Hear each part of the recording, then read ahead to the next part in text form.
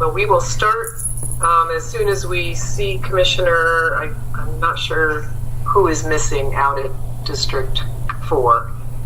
I think we've got Merritt and Schmalker, but I am not sure. Merritt is not here. Merritt is not here. So we've got Commissioner Schmalker and Commissioner Black. We'll give him, Commissioner Merritt, a couple minutes to arrive.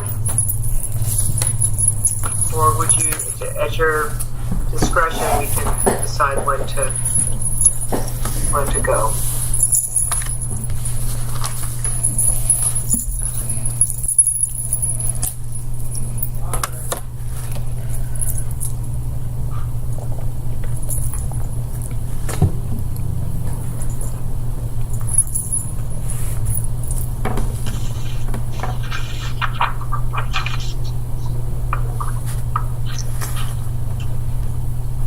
If we had known 3 years ago that we were going to spend so much time on camera, I would have encouraged the mayor to pick a better looking fire chief.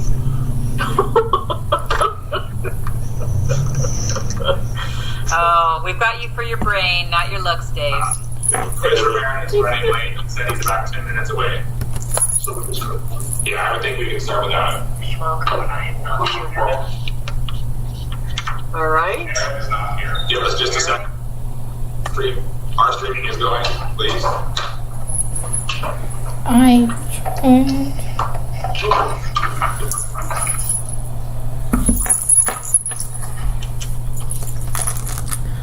don't know why the video is not.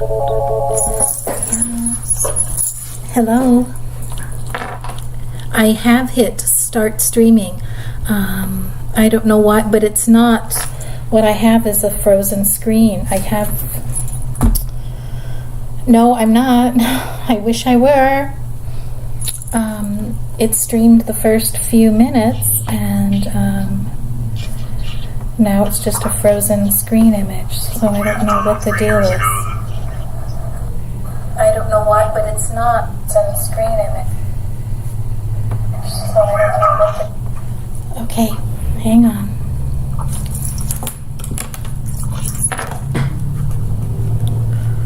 So we're going to have to wait. We're going to have problems with our streaming. Okay.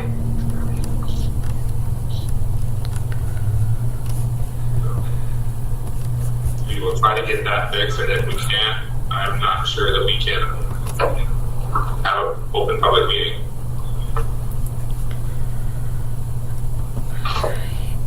Let's go over here. Chief DeMarco? Yes, people. Just FYI on my end too, I am having issues on the stream. However, our minimum requirement is on phone, and we do have that phone line open. So just FYI, I'm still working on it. Thank you. Good, I'm not the only one. Well, that makes me feel better. And it makes me feel better too. Okay, I think we're back to a live stream now. Let me double For check everyone on the call everything. so far, thank you for your patience. We recognize that gathering neighbors this way is not the best way to do this, but it is still our only option. We recognize that gathering neighbors this way is not the best way to do this. Okay, I think we're good now, We Chief. all hang in there. Okay.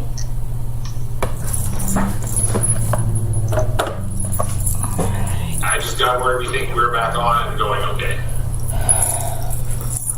So would you like to begin? I think we can. Yes. Everybody good? Okay. Well, good afternoon. I'm going to kick things off here. Welcome to the first of 5 scheduled meetings between Fire District 4 and City of Everett, the Regional Fire Authority Planning Committee. My name is Karen Reed. I'm an independent local government consultant. I have been engaged to facilitate this discussion with you, and I'm really happy to be here. These are very important discussions for all sorts of reasons for each of your agencies, and I'm looking forward to working with all of you. I'm going to say a couple of words about our meeting today, and then we'll dive into some introductions. If you've had a chance to scan the agenda, you'll know we're going to go for 90 minutes today. There will be no public comment section, although the public are able to observe or listen in to the call today. we're going to begin with some welcomes and introductions and then move into just reviewing the mission of the committee, some of the information we've gathered for you to get here today and get launched, talk about the idea of this being an exploratory phase through April, look at the website that we are in the process of putting up that will help the public and yourselves as well if you need to track what we're up to. And then we'll sort of move into some of the more substance of the effort in front of us. I'll talk to you about some of the themes I heard when I met in advance with not only the chiefs, but all 6 members of the planning committee. We will look at the overall scope of the questions and the project that we will be tackling. And then we'll hear from the chiefs who will provide an overview of each of the 2 districts. We'll have some comments from union leadership, and we will have a closing roundtable before we sign off today. Since we are in a virtual meeting contact, I'm hoping that folks that are committee members in particular can leave your cameras on. If you're not speaking, probably good to know to keep the mute on, but know where that mute button is. And if you have questions, it's conceivable that with only 6 members, y'all can just dive in, but let's try it for now. If you have questions, put your hands up, click on the little hand icon, and we'll call on you in order to respond to the questions. And with that, I'd like to move to the introductions and maybe start with the District 4 people. Well, let's give Commissioner Merritt a couple more minutes. We'll start with the Everett folks. If you guys could simply introduce yourself by name, title, and perhaps how long you've been affiliated with Everett City Hall. And maybe we can start either Council President Stonecipher. Would you like to kick things off here? Sorry, sure, yes. Hi, I'm Brenda Stonecipher. I'm this year serving as the president of the City Council, and this is my 17th year on the City Council. I think you really must have started in grade school. It's just, I'm sorry, I still can't wrap my head around that one. Thank you. Thanks.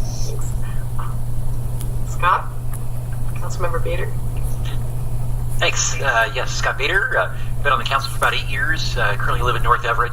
Spent much of my life in South Everett as well. So, but almost lifelong Everett resident. So glad to be here and eager to hear more today. Thank you. Thanks, Councilmember. Mayor Franklin. Yeah, hi, I'm Cassie Franklin. I was elected mayor about 3.5 years ago and was on the council for about 2 years before that. Happy to be here today. Thanks. And out at District 4, Commissioner Schmalker. I've been with the fire department 39.5 years. First 26.5 as a volunteer firefighter UT, and the last 12, 13, whatever the rest of that is, as commissioner. Thank you. Commissioner Flapp? Yes, good afternoon, everyone. I was elected in 2017, so that's my experience in fire department since then. Thank you. And we'll have Commissioner Merritt introduce himself when he arrives. Chief DeMarco, do you want to take the helm and introduce your staff here today and yourself? Certainly. So thank you. My name's Dave DeMarco. I'm the fire chief here in Everett. I've been chief for 3 years.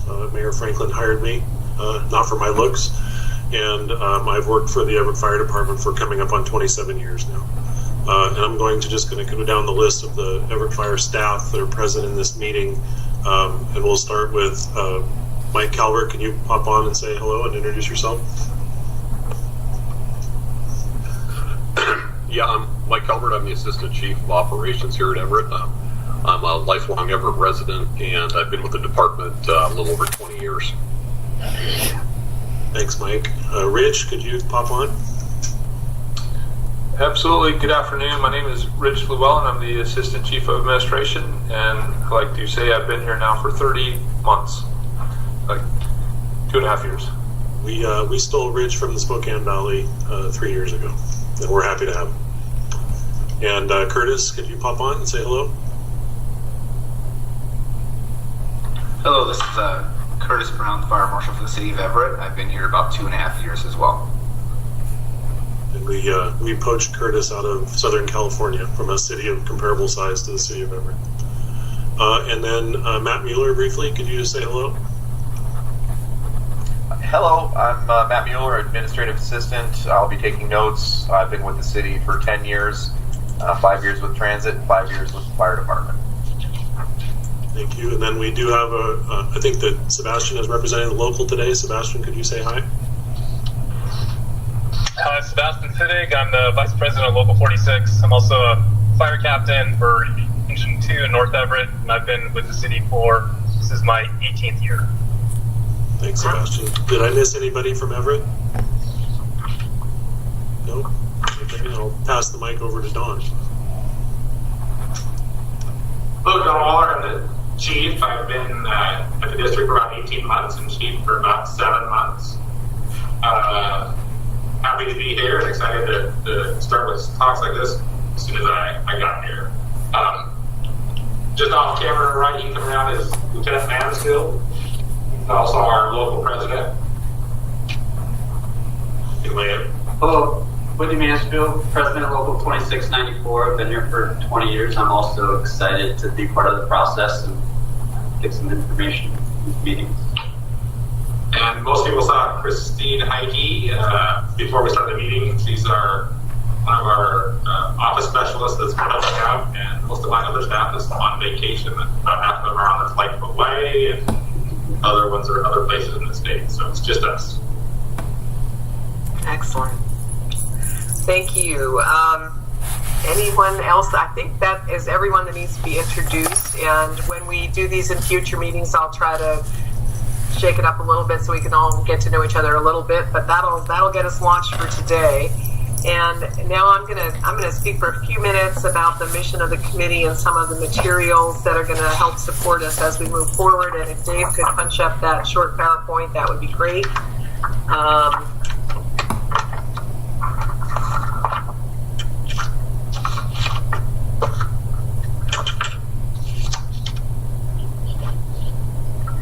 There we go. If you could go to the next slide, please.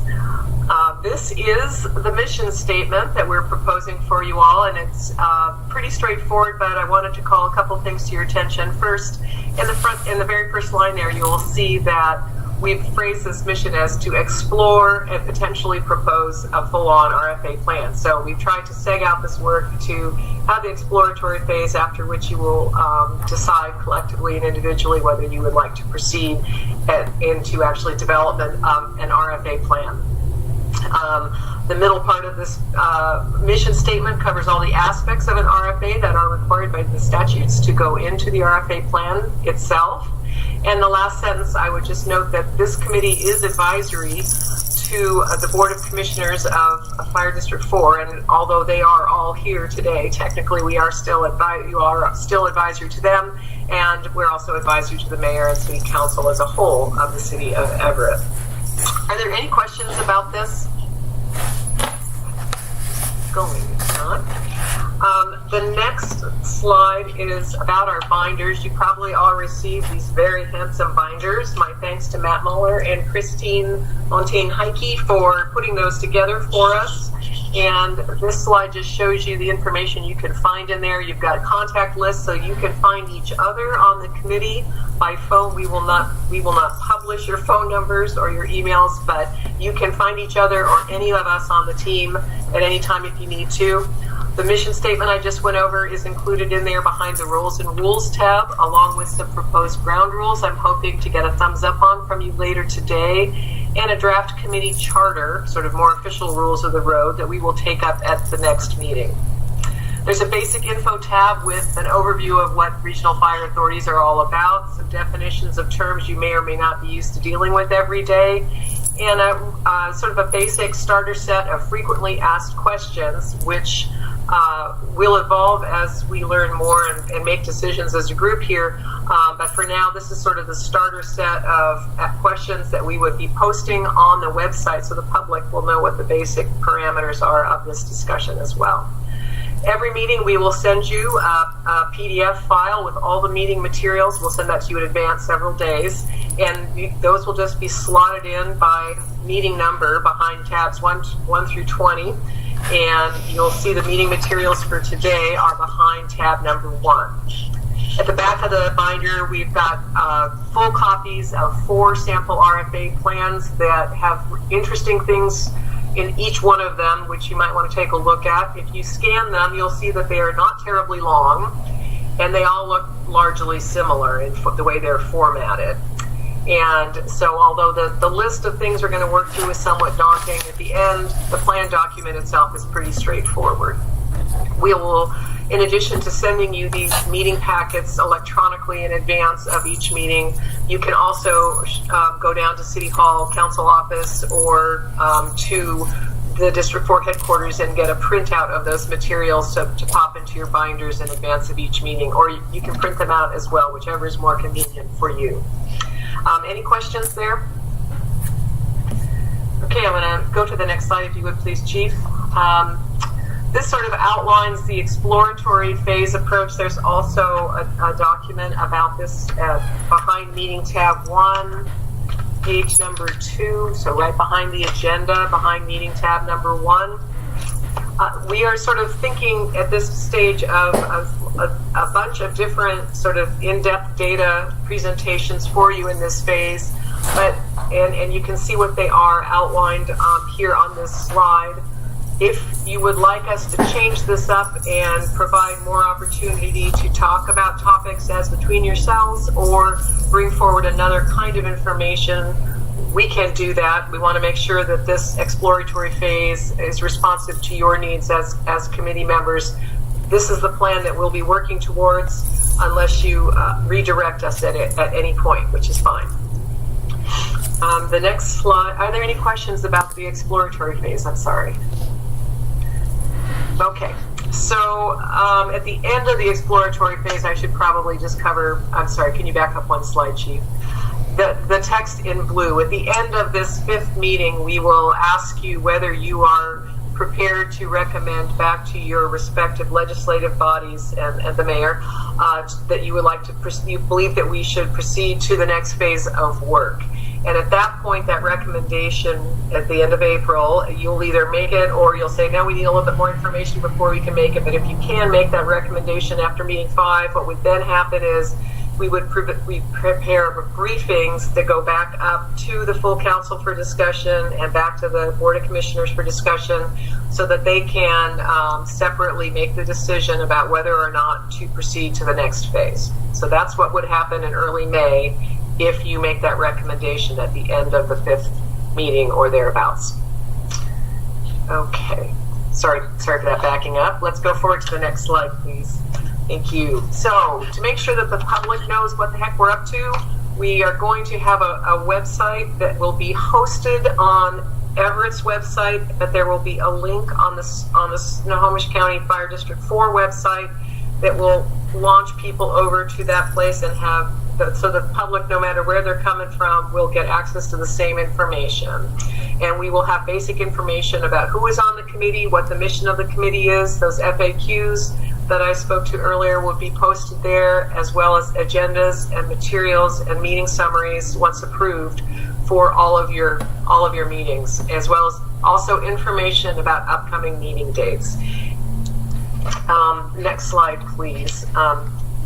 The website may look a little bit different when it's up on the Everett side of things, but the cover page will have at the top, and you'll see there's a little spot, a little white bar at the top there. You can't read any of this, but inside that white bar is going to be an email address where somebody from anyone can submit a question or a comment via email. We will monitor that email and we will bring forward to you any information or questions that we receive so that you know what we're hearing, if anything, from folks out there. Below that, there's a slideshow which sort of goes through the frequently asked questions. There is a link to the Word document on frequently asked questions. Below, you can see your names will be posted there, who's representing Everett, who's representing District 4, when are our scheduled meeting dates. You'll be able to click on the meeting packets and the meeting minutes. And I think in the map section there, we'll actually just have your mission statement posted. So I think the thing I would just call to your attention is that the frequently asked questions, which are in your binder back behind roles and rules, if you've had a chance to scan those and you don't see anything too scary in there, we would like to go ahead and, I'm not seeing those. Why am I not seeing those? They should be there.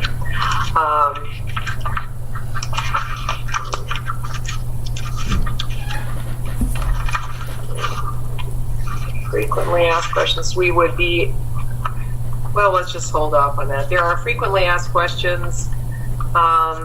They should be in your binders at some point here. I thought they were behind roles and rules. And once, if you're okay with them, we will go ahead and get the website up and running. And we'll maybe send those out to you after the meeting. And yeah, they are in the number 1 meeting packet tab, page 4. Oh, good. I knew I had seen them in here. I'm just quietly losing my mind. Thank you, Chief. So there they are, pages 4 and 5. If those look okay to you, we can go ahead and make the websites live as soon as Everett is ready. So I just want to maybe pause for a second and see if folks have any questions or concerns about those FAQs now that we have found them. Thank you. And if anyone has any concerns about having those websites go live as soon as folks are ready at the IT end of things. Karen, this is Cassie. I don't have any concerns with those. I was just wondering, with all of these meetings being on Zoom, and I know we're in an imperfect world or on Microsoft Teams, for me it would be helpful if if at the future meetings our fire commissioners and team from District 4 could have separate cameras so that we can see each individual commissioner. I find it hard to kind of connect in this format when I can't see everybody's smiling face. So I think that would be really helpful for me as we work together as teams. Well, let's just, it would be helpful for me, but let's just see District 4 folks. Is that something that you, how would you feel about that? You've always made a choice to be all there together in the same room, which certainly has benefits for you. Is it possible that we could set this up so that we can all see you on separate cameras? We'll have to discuss it. That's not how we do it, and we have technological difficulties, and that's why we were hoping that we could meet in person and stream it. And I think that needs to be our goals. I understand Everett has some issues, but that would probably be an easier hurdle than our hurdle of technology. Okay. Well, I wonder if there's a way that we could be helpful, and that might be something that we can ask with our IT team, if there's a way for us to loan the technology for the meetings. I know it's not ideal that we can't all be in person, but we're not all vaccinated, and because we're not all part of the fire service, so we really need to wait until we can all meet together safely, and our council is able to meet together in person, which we're not there yet. So if you guys can discuss, that sounds great, and we can try to discuss and see if there's something we can do to be helpful, if it's possible to make that happen. Thanks so much for your consideration. Thanks, Mir. Thanks, District 4 folks, for thinking that one through and letting us know what might be possible or what you are willing to explore there. That'd be great. Anyone else have questions or thoughts about the websites that hopefully can go live shortly, if you are comfortable with those FAQs? Karen, just FYI for the group, Everett can turn on that public-facing website at the end of the meeting with no other IT hurdles. You guys are fast. Okay. Anyone in District 4 have concerns about the websites going live with the information that we've provided?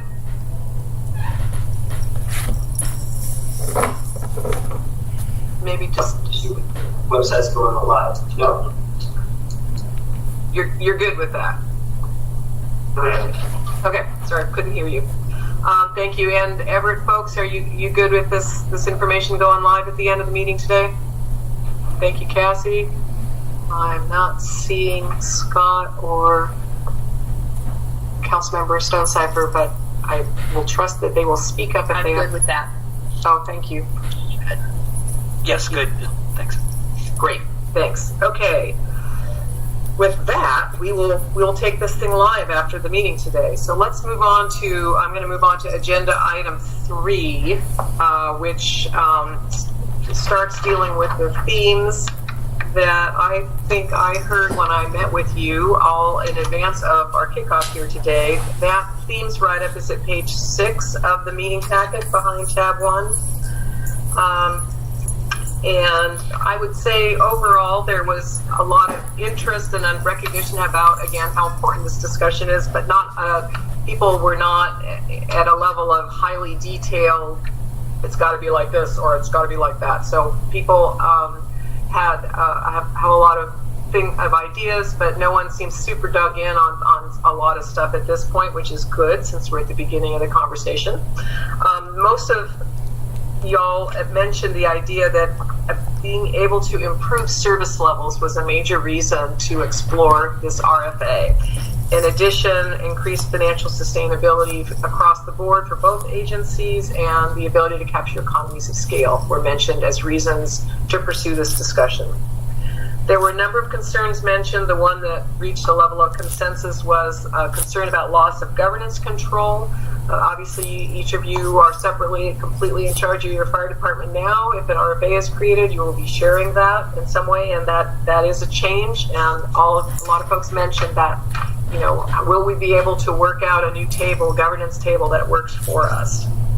There were a number of other concerns that you can see mentioned there at the bottom of page 1 and page 2, and those sort of get echoed throughout the set of questions we went over together. In terms of defining success, there was consensus here that would include demonstrating improved services to the public could be accomplished through the RFA. There was a lot of discussion about costs as being part of the success equation, but there was not a consensus about whether success meant less cost, the same cost, or a little bit more as long as we could explain it. It's just understanding that cost is going to be an important issue. Barriers to success, you can see a number listed there on page 2. Cultural differences, local identity, our ability to communicate well together, ability to make some compromises to build a new governance structure, making the case to the taxpayers, getting support from labor, those are the main issues there. Both sides think that their public probably has a pretty good perception of the level of fire service that they're getting and of the operation, so that's good. In terms of what's going to be important to voters, people identified taxing levels as a consistent theme. Again, whether they had to be more or less or the same, there wasn't a consensus, just that question of how much is it going to cost me is understandably going to be an important question for the voters. There was not consensus around what the governance table should look like. There were a few opposing positions about whether it made sense to have a model going forward that had a lot of existing elected officials on it, or whether we should be moving to something that's more directly elected or a mix.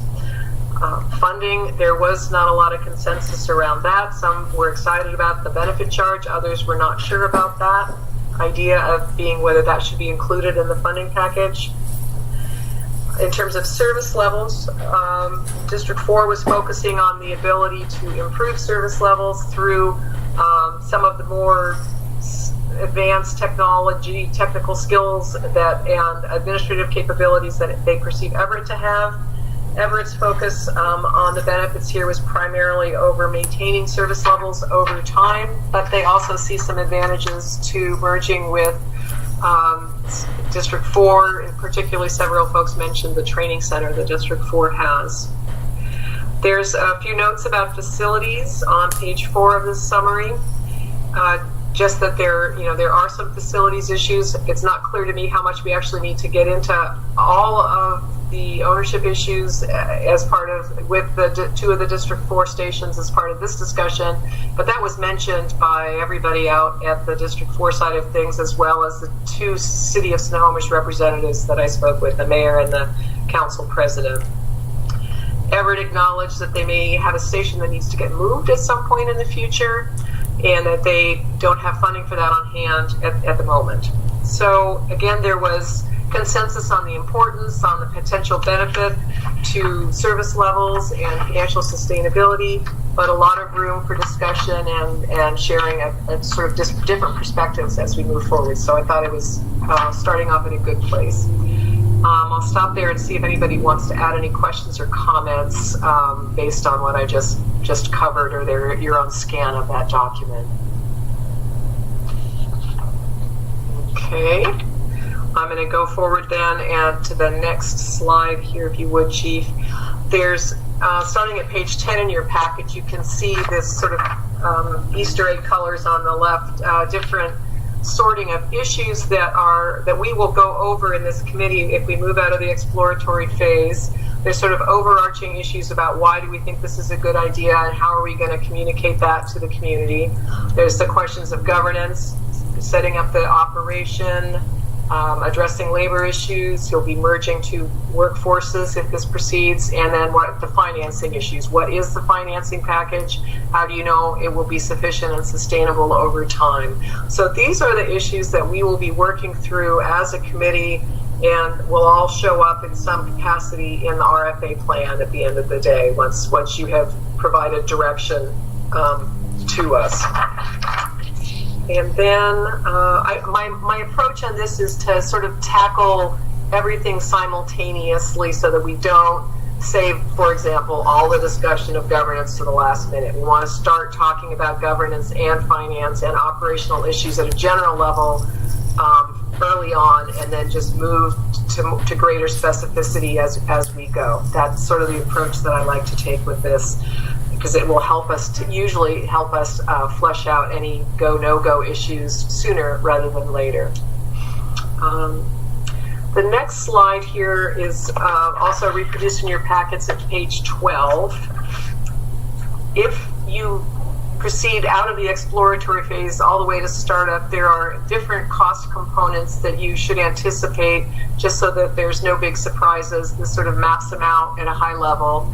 You've got me working, facilitating the discussion as we go. You've got communications as we go, legal advice as we go, and Brian Schnurr, who is General Counsel to District 4, will be the lead legal counsel for us on this effort, and we will keep City Attorney David Hall in the mix as we go, so that he's comfortable as we go as well. Once we move into the plan development phase, it's my recommendation that we bring on a financial analyst person that can help us build, that 7-year financial model that tells us what do we need in terms of reserves and starting levy rates and the benefit charge structure, and what kind of revenue can that be expected to generate, what kind of costs can we be expected to incur, and will we know we have enough cash on hand to keep things right side up over 7 years. And so that's a major undertaking, and Bill Cushman, the former city finance director in Everett, has been doing this for fire districts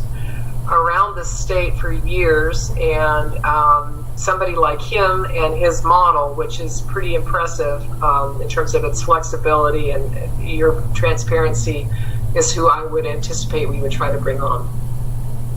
If you get to the point of having completed the RFA plan and adopting it and picking a ballot date, we would then be looking to folks to help us with the public outreach and education effort, which would probably need a public education consultant and some mailings to all the voters. And there will be, of course, also the cost of the election. And if the voters approve the creation of the RFA, you'll have some startup costs, and those tend to be around human resources issues, setting up your books on a new organization, and some organizational development, bringing the two labor groups together. So that's hopefully just so that there's not a lot of surprises there. Just wanted to cover that quickly. Any questions or comments on that? Okay, let's just keep going then. I think where we're going to keep going from here now, though, actually, is I'm going to stop talking. And we're going to turn this over to Chief DeMarco and Chief Waller. And so this is so that my PowerPoint stuff is done at this point, and we're going to dive into their presentation, which sort of gives you sort of top-line data about how the two departments work right now. And, Chief DeMarco, I'll turn this over to you, or Chief Wall or whoever is taking point. Chief, you want to go first? Who's gonna? Is Karen gonna run it for us? I'll run it. I'm just gonna let me find it on my screen here. Billion documents open.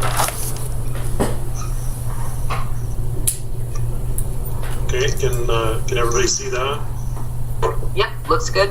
All right, so Chief Waller and I walked through this briefly this morning. This shouldn't take very long. We've already done introductions, and so really this, I told this to our team yesterday when we met, and I just want to share with the group that as a reminder, this is a fairly simple presentation, not designed to insult anyone's intelligence, but because we're building a case from the ground up, we have to start with the fundamentals of specifically what is a fire department, and what is it that a fire department does, and why does it cost the money that it does, and where is the value that it returns. And so we'll start with this first presentation, which is a very basic demonstration of the two organizations that serve our communities. It was mentioned in the themes that both the City of Everett and the District 4 Snohomish folks, we all value a community fire department. And the goal at the end of this is not to create a conglomeration that is not a representative community fire department. We believe that we can build a system that represents both communities very well. And we'll start by talking about these 5 functions. So first is the type of agency, and the theme throughout this presentation is that the fire district will be in blue on the left and the City of Everett's features will be in green on the right. And we'll start with Dawn taking you through the form of governance, the type of organization that Fire District 4 is, and then I will take you through the City of Everett's. So Dawn. And this will be an overview, so I'm not going to go into every slide in detail, but in general, a fire district is a special purpose district where we're set out to do one thing, and that's provide fire service. Taxes mainly come from different types of property taxes, whether that's the general property tax, EMS levy, M&O levy, or bonds. Fire districts can do a benefits charge like we may talk about, even if they're not part of an RFA. The nice thing about a fire district is our money is all set aside, so anything that's that we don't spend in a year because we did better than we thought in the budget goes into our savings. Then we can build reserves up that way. And the budget is very clear and straightforward, as you will see in future presentations. Okay, and so different from a special purpose district, the City of Everett is a general purpose district. We're a first class city, a charter city with a strong mayor and council form of government. We collect revenue in a variety of ways, including property tax, sales tax, B&O tax, and then a variety of fees for service. It's a full service city, and for a city of Everett's size, we, through many other studies, have found that the City of Everett provides a very large range of services for our community, perhaps more so in many cases than other cities of our size. But within the city government, we have a variety of city departments. We have the fire department, obviously, which is what we're talking about today, the police department. We have human services, parks, and facilities, legal, finance, the human resources department. All of these separate city departments work together to provide service to the citizens. Let me go to the next slide. So for us, everything we do is either an internal function or sometimes we hire it out for a third-party contractor service. So our budget, financing, HR, IT is all either done by us or paid for out of our general fund. The fire district can be either 3 or 5 commissioners. We have a 3-board commission right now. The commission typically hires a chief who administers the daily operations of the department. And for the City of Everett, the fire department's budget is maintained by the city finance department, and obviously we work very closely with them during the budget cycle every year to develop the upcoming year's budget. But I am responsible to the finance department and the mayor's office to make sure that I live within the dollars allocated to my department. We talked about the governance structure here. And in the case of the Everett Fire Department, the mayor selects the fire chief, and the city council swears in the fire chief, and then I serve at the mayor's discretion. And so then we'll talk a little bit about the types of departments that we have in relative comparison to the services and populations that we serve. So our fire district is a combination of a city and a fire district. The city annexed into the fire district a while back, but the city department, the original department, started in 1888, and the fire district was formed in 1942. Originally, the fire district contracted with the city, and it kind of bounced back and forth throughout time until we ended where we are. Obviously, we serve the city of Snohomish and the surrounding area, about 60 square miles, 32,000 people, and the Centennial Trail, the Snohomish River, run through our district, and we have a fairly large training center within our district. And in Everett, the Everett Fire Department began serving the community in 1892. We serve within the bounds of the city limits of Everett. It's approximately 48 square miles, a large portion of which is Port Gardner Bay, so it's 31 square miles of land. The current population estimate is about 112,000 people, with another 40 or so thousand that migrate into the city every day to come to work at the Boeing plant and the various. We have a larger daytime population than we do nighttime population, because people come into the city to work and then they go home into the suburbs at the end of the workday. Most everyone in this meeting is familiar with the city of Everett, but obviously we are a deep water port. There is a naval station on the waterfront, and then Everett is home to the world's largest aerospace manufacturing cluster, where the Boeing plant and its supply companies are located in the city, and we service the plant as a fire department and as a city. So it's a fun community to be a firefighter in, and we're a proud organization, just like District 4 is. Here's just an overall view. Firefighters tend to be map-based thinkers, and the question is what does this look like on the map? Because we've all driven between Everett and Snohomish at some point in our lives, and you wonder, well, what does this look like when it lays out on a map? So obviously in this picture, the city of Everett is in green. Fire District 4 is in light blue, and then the darker blue core is the incorporated area of the city of Snohomish, which District 4 serves. And then also included, just for reference, is some what we would call no man's land, which is managed by the Department of Natural Resources, or DNR, between the two entities, where both District 4 and the city of Everett are routinely called in to provide service in those areas but collect no revenue from those areas. So that's an overview. The red dots are where our fire stations are located. I'll switch to a view closer of Snohomish, and then Don can talk to you a little bit about their 4 stations. So we have 4 stations. We only run out of 3 on Station 40. The far west station is not staffed and houses extra equipment. But we run 3 people out of Station 41 and 42, and 4 people out of Station 43 on a daily basis. Obviously, the call volume is at the city center, and that's why we have 2 stations there, and then the RFA station to serve that into the edge of the district. Okay, and then a closer look at the city of Everett.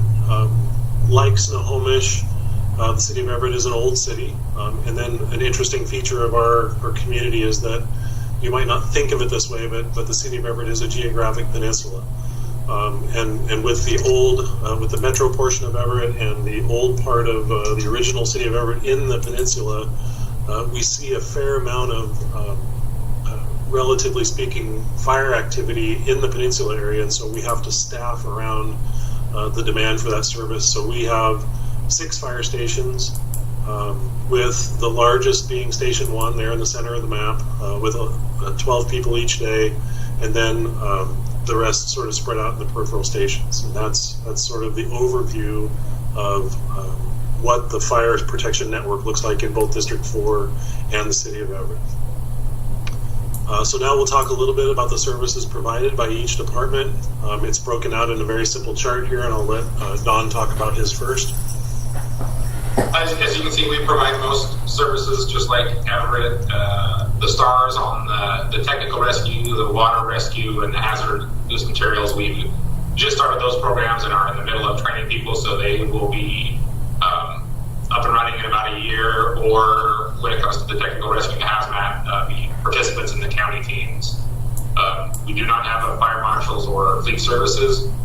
We really don't do anything with fire marshal. The county or the city does that, and fleet services we again hire a third party. Lately, it's been mostly Surfer, Snohomish Regional Fire and Rescue, and we do not have virtually no private ambulances in here. They transport a handful of times a year, but we do almost entirely all of the transports ALS and BLS. Okay, and so the City of Everett Fire Department offers the same services that District 4 does, with the addition of being a founding organization in the countywide hazardous materials response team.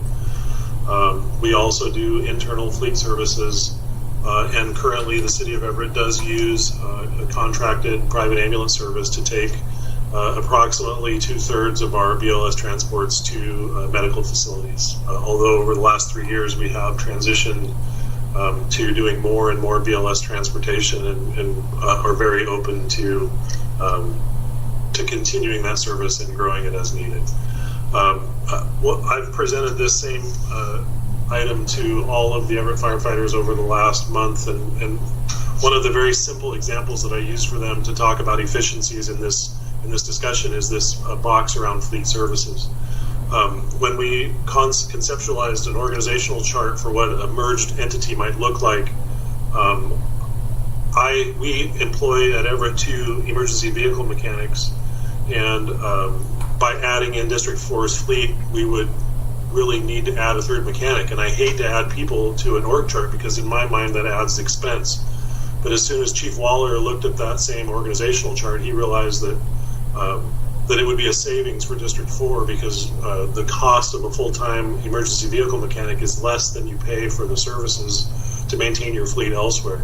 So we have the facilities, we have the shop, we have the tools, and then by adding a third person, we would be certainly more able to serve a larger fleet at lower cost overall. And that's just a tiny example, but a good one to illustrate some of the efficiencies that we're looking for in these conversations. Well, and I forgot to fix this, but just a relative comparison of the call volume in Everett and Snohomish.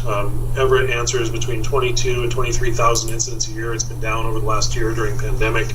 And District 4 operates 35 to 3,600, 3,800 calls a year. And so they're relative to the number of employees, it's about a similar incident volume across both organizations. Anything you wanted to add to that, Chief? No, thank you. So how do we compare in staffing? And I'll let Chief Waller talk about District 4. So we have 30 full-time firefighters that cover most of those 10 positions a day. 5 administrative chiefs, 5 non-uniform civilian support staff, and then what's kind of different about District 4 is we also have 25 part-time firefighters. We do have some volunteers, but they're chaplains. But our part-time firefighters work less than 120 hours a month and fill in for those spots to get us up to 10 a day. So they work as a same level and same training and same requirement as our full-time firefighters, just less hours per month to fill that staffing need. So our total staff is 65, but we're maintaining 10 on a day. Our shift structure is we work a 49-hour work week. Our labor force does, our full-time firefighters, on a 3-platoon shift. So they have Kelly days that they take off to get their hours down to 49. We have 2 bargaining units. The battalion chiefs are in their own, and everybody below battalion chiefs is in another one. And then just kind of breaks down our non-uniform staff, 3 exempt chiefs and 5 civilian and 25 part-time. We have 32 in the local. And Everett is 195 employees currently at Everett Fire. 168 of those are in suppression. We run 4 platoons on a 42-hour work week with just 4 exempt chief officers and 3 exempt civilian staff to work with the city, representing the citizens' interests when we negotiate with the IAFF. I'll move on to the next slide. Very briefly about facilities and apparatus. So, Don? Actually, we have 4 stations, one's not staffed. 2 are jointly owned with the city. I know this comes up a lot, and it's like I told Karen, it's a really basic issue. The issue is really resolved, and we can execute that agreement whenever we want. We're looking at trying to do a slightly different agreement that would be better for the citizens, but that's still up in the air. But either way, whatever ownership we have, if we form an RFA, we just transfer it to RFA, so it shouldn't change or affect anything in these discussions, and really shouldn't spend much time worrying about that. We do have a large training center, classroom, and auditorium for our size, so we do host a lot of training, classes, community events, community meetings in our auditorium, and so that's been very useful for the community. We are in the middle of a process of doing our strategic plan, our capital plan, and our center to cover, and likely we'll be replacing 3 stations in the next 1 to 5 years, and we have a fair amount of reserve to do most of that. By comparison, Everett is 6 stations. We have an administrative campus with a warehouse, our automotive shop and administration building. We do have a drill field that is not as extensive as District 4's, but we make a lot of use of it. And then in terms of projected capital needs, all of our stations are in fairly good shape, except for one. One of them has reached its 50-year mark and really is by design due to be replaced with no current plan to do that. We hope to be able to do that in the next decade. In terms of vehicles, I'm not going to go over them all, because most of them, one thing I'll point out is we do have some differences. We are more rural, so we do have a tender, a truck that carries a bunch of water. That's one of the differences. We have an MCI unit for major medical events, staffed with just extra supplies that would be needed in an incident like that. And that's probably the biggest differences. Yeah, and we have a fleet typical for an organization our size, protecting an urban area. And I won't go into the details of the vehicles, but you can sort of see the comparison of the vehicle list on the screen there and in your packet. Where does the money come from? Did you want to add any comments to these, Don? The biggest thing I would add is just to point out, because we are a special purpose district, the reason our maintenance and operation looks bigger and percent-wise to Everett is because of all those things that we have to do as an organization that is done by other departments in the city, HR, IT, finance. All those things we pay for technically falls under our maintenance and operation, because we're using contractors to do it and not internal in-house labor. So a lot of that stuff, if you took that out, I think our pie charts would be more closely aligned. Yeah, and I agree, because the charts that you're seeing here do not include, those are all dollars budgeted for the fire department. They do not include the dollars in the other funds that the city fire department draws from that fund things like vehicles and buildings. So we would be much more comparable. This is just a breakdown of the overall expenses, and I think, not to be too detailed here, but from a high-level view, fire departments that are run well all look like this. You would see remarkable similarities. So all the real difference between District 4 and Everett is the scale, but otherwise the way that we spend our dollars is almost identical. And if you have any questions, feel free to ask, but otherwise, in the interest of time, I'm just going to push on. And then revenue, both Fire District 4 and the Everett Fire Department also generate revenue. In the case of the city of Everett, instead of property taxes, we receive a general fund allocation, but we call that revenue for the purposes of operating this department. Otherwise, both organizations have an EMS levy. Both are receiving GEMT reimbursement. And then there are a couple of other miscellaneous dollars that trickle in addition to transporting people to the hospital. So again, remarkably similar in terms of the types of revenues, and the only real difference is the scale. And Don, I'll let you talk about your levy rate. So our general fire levy is at $1.45 a thousand. That was passed in 2017. And it was passed with the ability for the board to increase that by 6% a year through board action, and that 6% allowance lasts through 2022.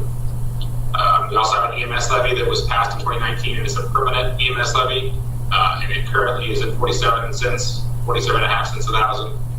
And that's our two funding sources that are through taxation. Okay. And the only number here of interest for the City of Everett is this $1.30. So the City of Everett does not collect a fire levy. We have to approximate what a fire levy would look like to run the Everett Fire Department as we know it today. And so we won't go through the math here, but we can share that in the future. But we have incorporated all of the expense of the Everett Fire Department, including the 10-year projection for capital needs, including the replacement of Fire Station 2, which is the one that is 50 years old. And then we do an equivalency so that we can give an apples-to-apples comparison. And we operate the Everett Fire Department at about $1.30 per thousand so that we can compare it to the $1.45 that Fire District 4 operates with.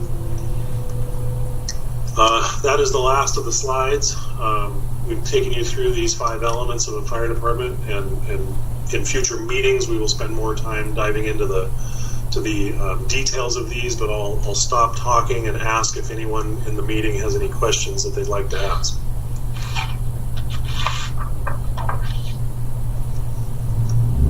I apologize for the speed with which we're moving through this meeting.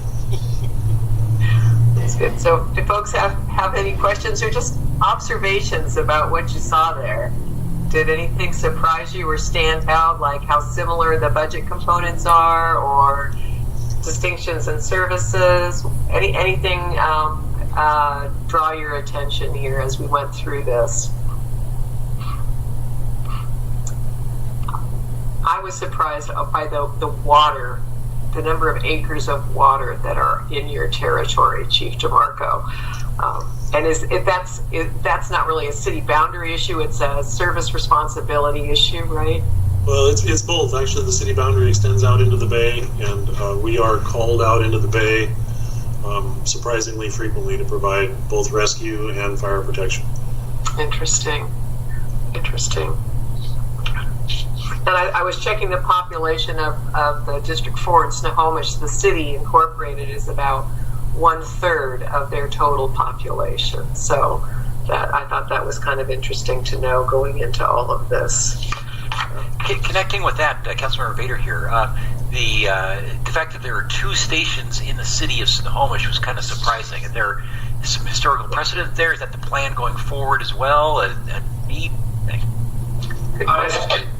It's the same as we put the cities where the call volume and the transportation network is to access it. So although the 1/3 of the population is in the city, we haven't done the numbers because that's part of the standard of cover.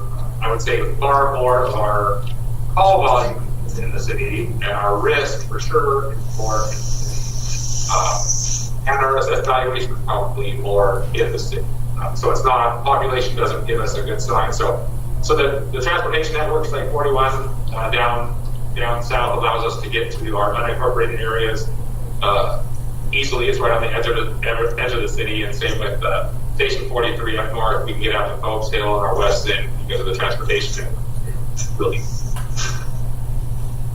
One of the things that the Snohomish representatives that I talked to, the mayor and the council member, both mentioned that they are starting to see taller buildings in the city, which piqued their interest in Everett being part of this discussion, because obviously Everett serves a highly urbanized area, and at least the city leaders out in Snohomish saw themselves as becoming slightly more urbanized in the near term, and that was of interest to them. So, commissioners, District 4 commissioners, Commissioner Merritt, I think I saw you come in, or did I miss that? I can't see him. Yeah. Here. Okay, well, welcome. We're glad that you are here. Just want to ask if any of you gentlemen had any questions or observations after having seen the presentation from the chiefs. Did anything stick out to you that was kind of interesting as you think about the RFA discussions? This is Commissioner Platt. Hey, Commissioner Platt. The chief was mentioning that you take care of the folks at the bowling plant. Is that right? Yes. Isn't there a fire department at the Payne Field as well? or is that part of the Everett system? Painfield has it's a single fire department that services the airfield and the surrounding buildings. That's managed by Snohomish County. The Boeing company has a single station fire department on the Boeing plant to service the plant, and they provide first response for basic life support, EMS, and first response for any type of fire incident. But obviously, the risk on the Boeing property is dramatically larger than either one of those two stations can manage. So we provide paramedic service to the Boeing plant. We're out there every day. It's basically a city of 40 to 45,000 people during business hours, and we provide advanced life support and the bulk of the fire suppression response on the Boeing property. Did that answer your question, Commissioner? Yes, thank you. Great. Any other questions from the commissioners in District 4 or observations? I'm seeing a shaking head there and not. I don't have any questions. No questions. Okay, thank you.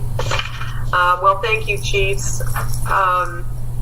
If there are no other questions or comments, we would then go ahead and move to our next agenda item, which is to hear from union leadership, and I think that's Sebastian and Lieutenant Mansfield. Is that correct?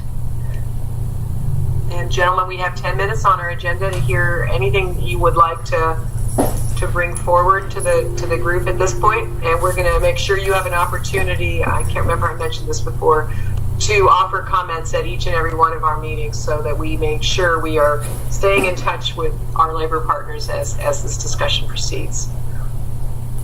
Yeah, we appreciate that. I don't think that will take too much time in our discussion, but I think we've met as union groups and we've had some good discussion about this. I think we're both excited to be involved in the process and excited that you're providing us the opportunity to be here from the beginning so we can learn more about each other's organizations and what we have planned for the future as we move forward towards investigating the idea if we want to think about possibly someday becoming consolidated. Thank you. Thank you. Sebastian, did you want to add something to that? No, it was very productive conversation, and Local 46 is fully committed to moving on with the process.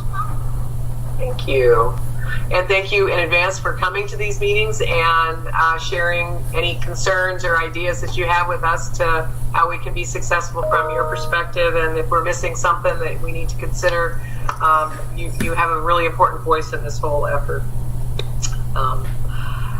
Okay, so I think that gets us down to our one possible action item, which was just approving some fairly straightforward, I hope, ground rules, which are in your binders back at the, let's see if I can get it right this time, at the roles and rules section, right behind the mission statement. There's a set of proposed ground rules, which are just sort of, I think Cassie's probably heard me say this before. If you escaped from kindergarten with a passing grade, you probably are okay with these rules. But just to double check, everybody should take a quick look at these, just about how we will work together and stay focused and constructive and not let the perfect be the enemy of the good, and respect that we may have different positions, and that's okay. We need to work through those together. We will try to start and stop on time. I'll keep track of any requests for information. We'll share the plans for the next agenda. We'll take notes and ask you to approve the meeting summary at the beginning of the following meeting every time. Please let me know if you can't come to a meeting. If you can't make it, that's fine. Life happens. But if you can't come, I'd rather know that in advance than sitting around wondering and or trying to desperately track you down on your cell phone. So just let me know, email, phone, that's totally fine. And my job is to be the sort of the neutral party in the middle, trying to keep us on track with the meetings, trying to help structure the meetings in a way that's helpful for you, and to make sure that you get the information you need to make informed recommendations as we go forward. Anybody have any concerns or questions about the proposed ground rules? No. You guys want to do a thumbs up on these? Can you live with these to sort of guide our process? I'm seeing some thumbs. All right. Thank you. Are you okay with these, Council President Stonecipher? Okay, thank you.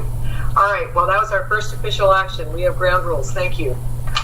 Before we go to our roundtable, I'll just share briefly what the plan is for our next meeting, and I had a question for you about that.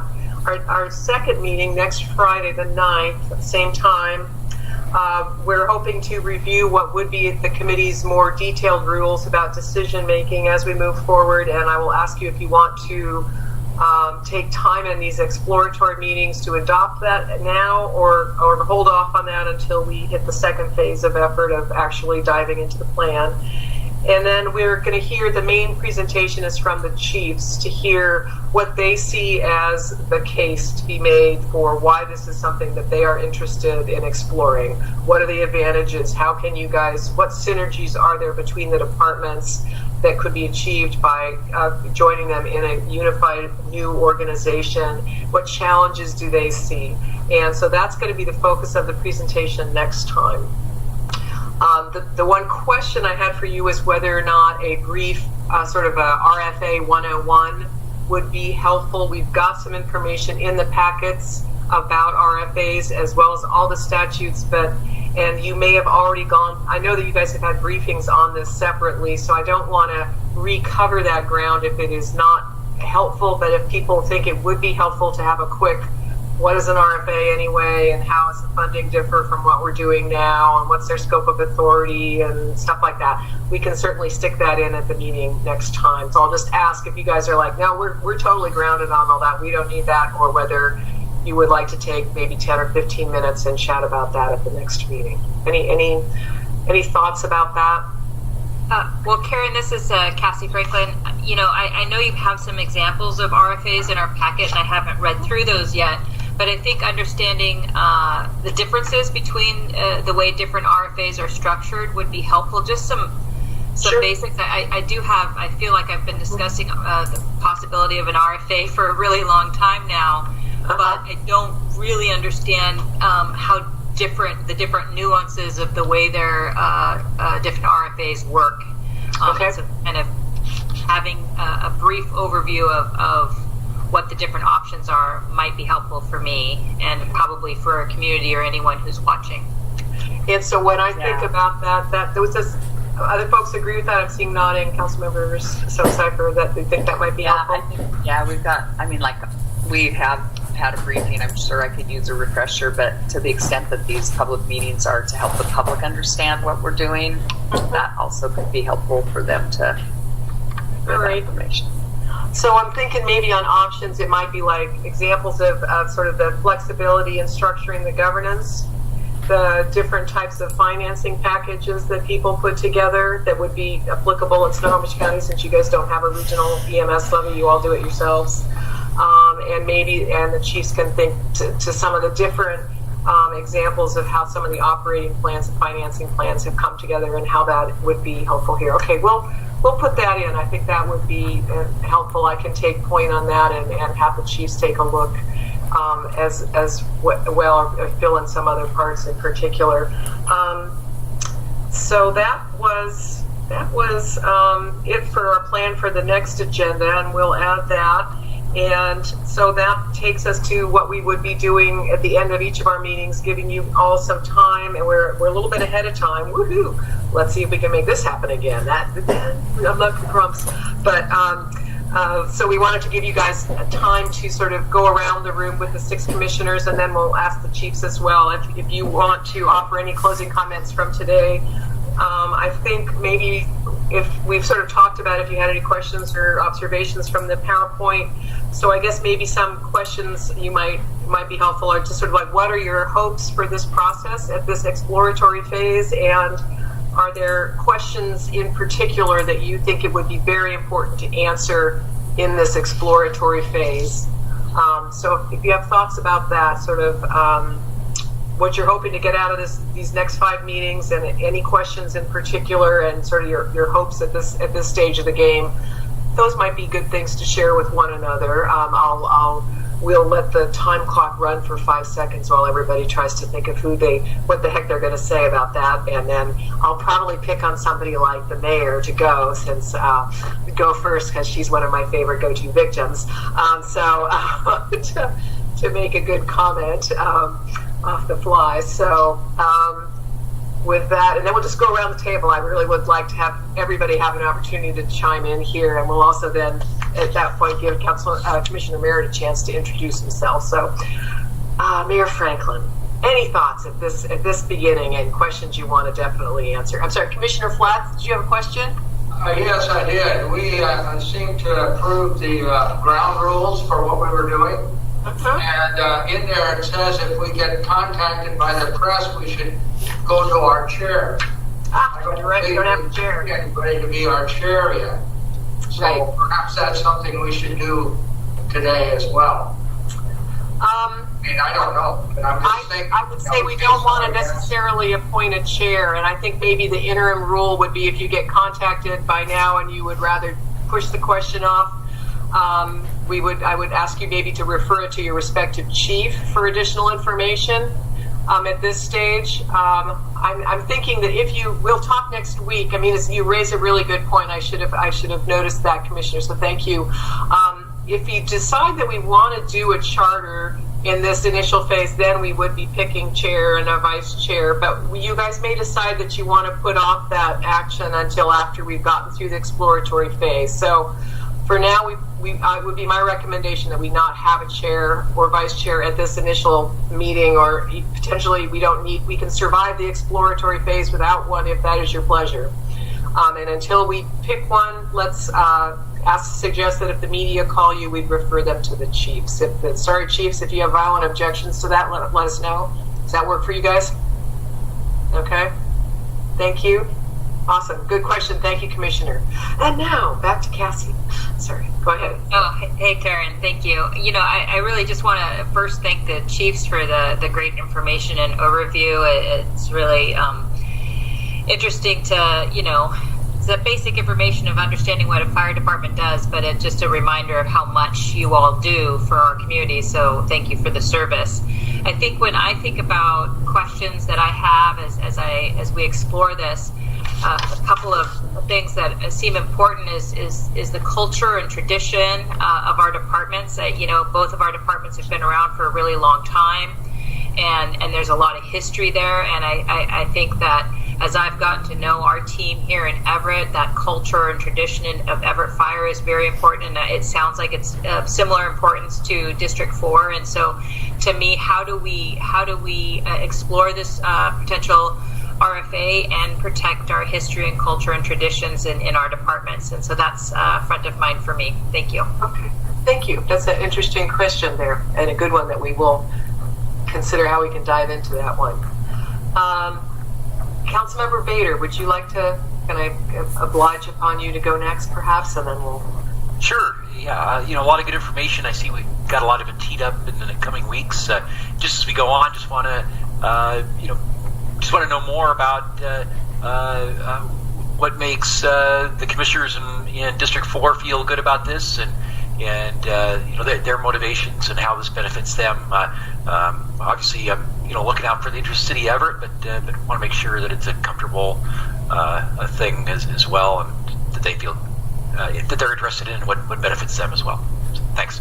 Thank you. Good one. Okay. Councilmember Stonecipher.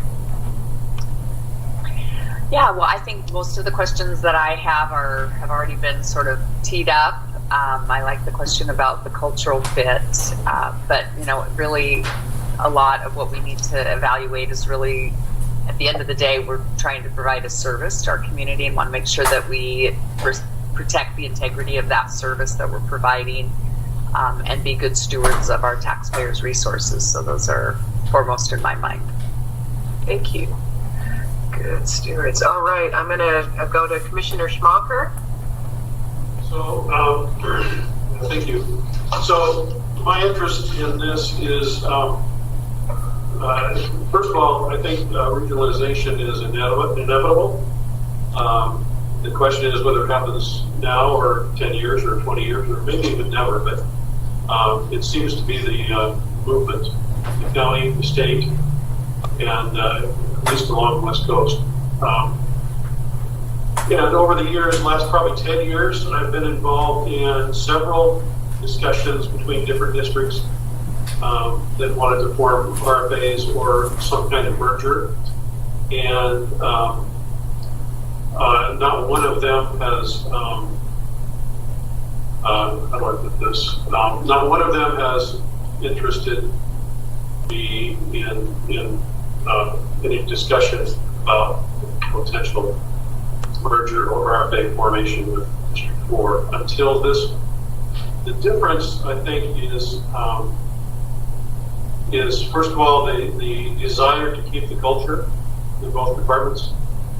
I think some of the capabilities that Everett has that we don't, some opportunities for our members that maybe get cross-trained or maybe even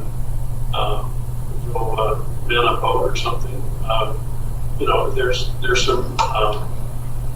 some opportunities there, I believe, and we'll let the Whitney and his people speak to that. But it just seems to me that this seems like a more beneficial potential merger. Okay. So I'm looking forward to that. Thank you. Commissioner Flapp. Yes, I'm happy to be able to be here and be a part of this and help our citizens, I think, make sure they get someone else said, the best for their tax dollar and also for our own workers, our firefighters and EMTs, and they continue to be able to provide some of the best service available. I think that's key as we go forward. Okay, thank you. And finally, Commissioner Merritt, welcome. Hello, sorry for my tardiness. It's great to meet you all. I would like to mirror what Commissioner Smoker said and just saying that that the whole culture thing is super important, at least from my aspect, that a department that's a lot smaller doesn't lose its culture to a department that's so big. I think that there's going to be just a ton of stuff to learn from this process as well. I'm just excited to get all the information out and start having discussions. Thank you. Thanks very much. Anyone want to add anything here from the 6 committee members? Commissioner Merritt didn't have a chance to introduce himself. Oh, no. Can we have a little short go back on the introductions? Yeah, so just if you want to tell us your name again, I think we got that part, but how long have you been affiliated with District 4? Just a little over a year now. So just a little over a year. He has a little more. There's a little more history than that. Yeah, a little bit more history. Actually worked as a part-timer here for about 5 years, so I have really deep roots, not just here in Barber, but here in Snohomish. Born and raised here in Snohomish town. At the fire department. Yes. His father was a long-time chief. I wanted to leave that out. Yeah, so he grew up in both of these buildings. Yes. Family tree stuff. That's always fun. Thank you. Okay, that's great. Well, I know who to, if I'm lost in Snohomish, I'll need to try to find you, it sounds like. I wanted to thank the chiefs and offer them a chance to say any closing comments here. They have done a ton of work to get us here today, and they've got a big lift in each of the next meetings to bring you forward the deeper dive information that you see on our exploratory plans. So I'm very grateful to them for their effort, and I'm really looking forward to continuing to work with them. And I wanted to ask either Dave or Dawn if you wanted to say anything on our way out of the meeting here today. No, I just appreciate it. Like I think everybody, I think how we're doing this may be a little unorthodox when it comes to RFAs. In other words, typically this kind of exploratory part has been done a little bit more before the planning committee is formed. But I think it's been useful for us as an organization and us fire service community as a whole to do it this way. And I think it will make benefits as we learn together as we go through this process. Thank you, Chief. Okay. Yeah, I might go just a slightly different direction for the benefit of the commissioners of District 4 and just say that I know you don't know me from Adam, but I've been around long enough to have classes from Commissioner Merritt's father. And that I grew up in Marysville, and we were kicked around by the Snohomish Panthers football team in the 1980s. And so Snohomish was always the football team that beat us up. And that as an organization that I picked Everett 27 years ago, I made a conscious choice to come and work for Everett Fire, and I'm still surprised that I'm leading this organization most days. That I very much understand the trepidation that you feel about the culture of Snohomish Fire. One of the neat aspects of the two organizations is the age of both organizations. That you probably all know that the city of Snohomish and the city of Everett competed to be the county seat in the 1890s. And that there is more similarities than there are differences when you start to boil the culture down into its important elements. And as the chief of the larger of the two organizations, I want the folks at District 4 to know that we are very, very committed to saving what is best of both organizations, not just making the Everett Fire Department bigger. So we're really looking forward to having that conversation with you, and we appreciate you engaging in these conversations with us. So thank you. Thank you, Chief.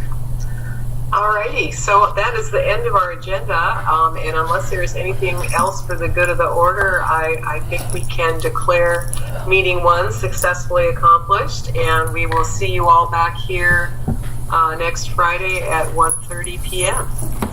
And I really appreciate everybody's engagement here and good questions and comments, and we'll keep that up at every meeting, and we'll just power through all this stuff. It's going to be a busy month. We're all going to learn a ton. So thank you in advance for that. And with that, I think we are adjourned. Yep. Thanks, Karen. Okay. Thanks all. Good to see everyone.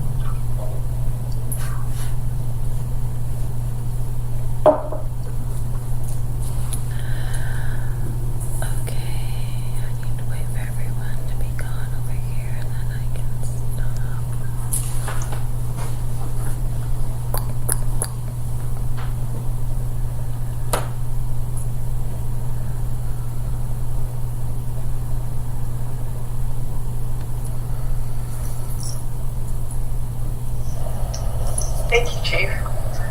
Alrighty, so that is the end of our agenda, and unless there's anything else for the good of the order, I think we can declare meeting 1 successfully accomplished, and we will see you all back here next Friday at 1:30 p.m. And I really appreciate everybody's engagement here and good questions and comments, and we'll keep that up at every meeting, and we'll just power through all this stuff. It's going to be a busy month. We're all going to learn a ton. So thank you in advance for that. And with that, I think we are adjourned. Yep. Thanks, Karen. Okay. Thanks all. Good to see everyone.